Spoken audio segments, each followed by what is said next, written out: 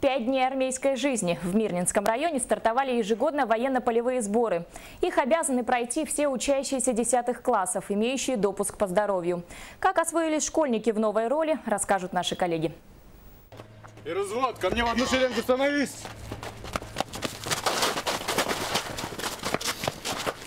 Подравнялись. Утро этих парней теперь начинается в 7 часов. Вместо заботливых родителей – строгие командиры, не делающие поблажек на возраст. В течение последних 5 лет в Мирнинском районе школьники 10 классов проходят обязательные военно-полевые сборы. На 5 дней они попадают в обстановку, пусть и слегка отдаленно, но все же напоминающую армейскую. Да, есть некоторые сомнения у ребят в том плане, что не для всех армейская жизнь подходит, и поэтому,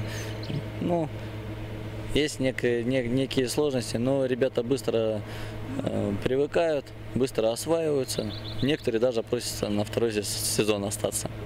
В этом году первым заездом сюда привезли учащихся поселковых школ района. Всего около 80 человек. С первого же дня юным бойцам пришлось отвыкать от домашнего уюта и адаптироваться к новым условиям проживания. Изучение устава, физические нагрузки и строгая дисциплина. От некоторых вещей пришлось отказаться сразу. От продуктов питания, которые с собой привезли, их пришлось вынести в мусорку. Здесь какие-то лишения вам приходится нести? Наверняка какие-то ограничения есть. Конечно. Мы на чай смотрим с молитвой. Ждем ужин, завтрак, обед. Это то, ради чего мы пока здесь живем. Развод, садись! Развод, приступить к приему пищи. Приятного аппетита, развод! Взаимно! 7 июня ждут уже второй заезд. Сюда приедут ребята из школ города Мирного. А по его окончании начнутся военно-спортивные сборы.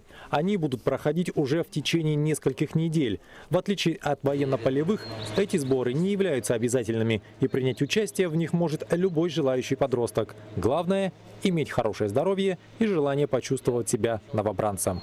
Руслан Фаткулин, Артур Голиков, телеканал «Алмазный край».